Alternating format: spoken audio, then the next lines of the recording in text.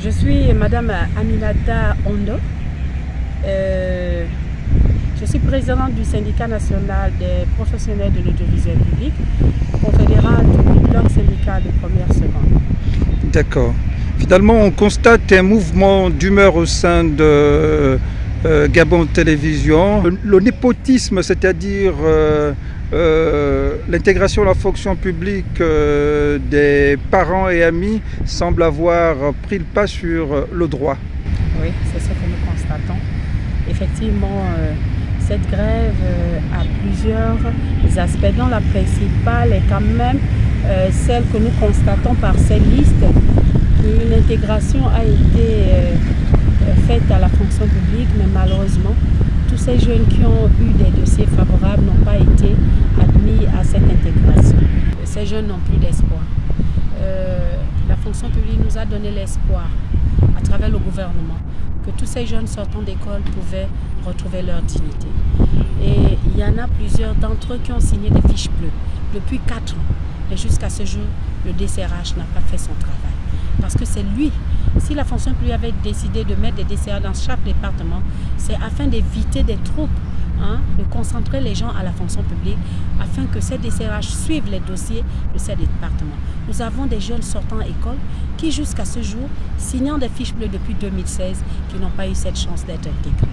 Nous avons ceux-là qui sont là, qui travaillent depuis 15-16 ans, qui sont là dans la maison et qui n'ont plus l'âge d'intégrer la fonction publique. Malheureusement, ils ont perdu tout leur temps ici et ils n'ont pas la chance même d'avoir une pension à la retraite. C'est vraiment injuste.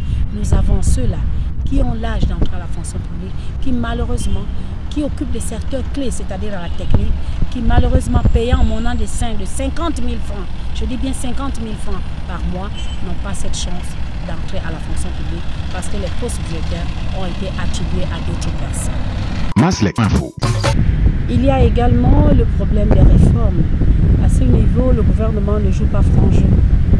Nous connaissons les problèmes actuels de finances de notre pays. Nous demandons au gouvernement de prendre la bonne décision, celle de reculer. Parce que nous savons que les médias coûtent cher. Nous avons 1,5 milliard de francs à donner à Gabon Télévision. Nous avons 1,6 milliard de francs à donner à Radio Gabon. Plusieurs milliards à donner à TDG parce que lui, il regroupe des secteurs plus techniques, l'achat des émetteurs dans tous les sites qui lui ont été retrocédés. Tout est en panne, il faut tout recommencer.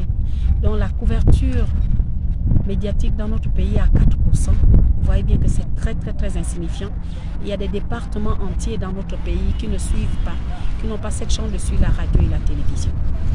Tout est pris par Canal qui est un opérateur économique. Donc il faut payer un abonnement pour suivre la télévision. Nous avons l'AGP qui manque également de moyens techniques, c'est-à-dire renforcement des ordinateurs. Faites allusion à l'agence gabonaise de presse. Nous avons l'IGIS qui était la fierté de notre l'Institut pays. Gabonais du son et de l'image. Exactement, qui malheureusement aujourd'hui est au sous-sol parce qu'il manque de matériel conséquent pour que la culture de notre pays soit revalorisée. Tout ça, c'est dû à la réforme. Mais si l'État n'a plus de moyens pour assurer ces réformes, nous avons la RAC qui est là. Il suffit de la libérer, donner à chaque entité des moyens pour que le communicateur travaille dans des conditions acceptables. On ne peut pas tout avoir, c'est vrai. Mais nous disons, avec l'arrivée de la RAC, qui nous permet au moins de fonctionner au quotidien, on aurait pu fermer boutique, c'est-à-dire la radio aurait pu se fermer, la télévision aurait pu fermer et toutes les autres entités auraient pu fermer. Donc nous disons qu'il faut que le gouvernement joue franc jeu. Nous sommes des communicateurs, nous sommes des Gabonais, nous avons des rêves à réaliser. Nous n'avons pas choisi ce métier par contrainte. On a choisi ce métier parce qu'on l'aime bien. Et nous risquons nos vies chaque jour à faire fonctionner la télévision, la radio, l'AGP, l'IGIS et autres.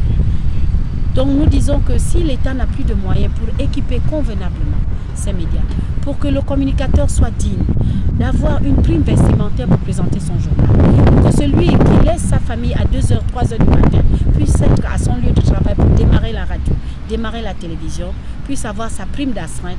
Nous disons, si ce n'est pas possible, autant reculer. Parce que la RAC, au moins, en libéralisant la RAC, elle permettra au moins à chaque entité de pouvoir payer cette prime d'astreinte, de pouvoir fonctionner au quotidien. Maslek Info. Nous disons que le SINAPAP est un syndicat responsable. Vous voyez bien que nous sommes au piquet de grève. Nous le sommes la latitude au directeur général de Radio Gabon qui se sent un peu fustigé par la tutelle, c'est-à-dire Madame le ministre délégué et les autres qui disent que oui, tu t'es laissé faire, comment la radio elle seule peut supporter la grève. Non, la radio supporte la grève parce que la radio a des problèmes. Nous avons des problèmes, les problèmes ne sont pas les mêmes partout. Parce que la RAC sert à l'AGP, par exemple, de payer les salaires tous les jours des chefs. Ce qui n'est pas le cas à Radio Gabon, qui est un service public. Les agents souffrent à Radio Gabon. Nous avons des techniciens qui travaillent de jour, de nuit, sans salaire. Ils sont payés à 50 000 francs et ils sont techniciens, ils font l'antenne. Nous avons des collaborateurs extérieurs qui sont payés à moins de 150 000 francs. C'est insupportable. Nous avons un conseil d'administration à supporter alors que nous ne faisons pas des recettes. Nous sommes un service entièrement public. Nous disons que c'est insupportable. Nous avons des déploiements à faire à l'intérieur du pays où presque toute la majorité du personnel sera à la retraite, où les jeunes sont là entassés dans des services alors qu'il faut déployer ce personnel, il faut nommer les responsables, rien ne se fait. Évidemment, la radio ne peut qu'être en grève, en dépit de ceux-là qui pensent qu'ils n'ont pas de problèmes alors qu'ils ont d'énormes problèmes. Nous attirons l'attention du président de la République, chef de l'État, de Madame le Premier ministre, chef du gouvernement. Ce n'est pas une façon désavouée de dire que nous ne reconnaissons pas les efforts du gouvernement face à cette prise de décision à réformer nos médias. Mais nous disons 12 ans, c'en est trop. Si le gouvernement ne peut pas continuer à nous donner les moyens nécessaires pour continuer ces réformes, on peut les suspendre. D'autres pays l'ont fait. Et comme ça, la RAC pourra permettre aux futurs directeurs généraux, à ceux qui sont là, de mieux gérer la radio. Parce qu'au moment où nous parlons, on ne fait que recruter. Mais on va les payer avec quoi? Le matériel manque. Les moyens roulants manquent. Le communicateur aujourd'hui a repris à aller en taxi, faire des reportages à la télé comme à la radio. Tout manque. Le moyen de transport, le minimum manque chez nous. Avec quoi allons-nous fonctionner? Jusqu'à quand le gouvernement va mépriser la communication? L'indice d'un pays démocratique, c'est la presse. Si la presse est logée à cette antenne, comment peut-on dire qu'on est un pays démocratique lorsque la presse souffre et logée à cette enseigne? Ce sera mon mot de fin. Vous êtes sur Maslek Info.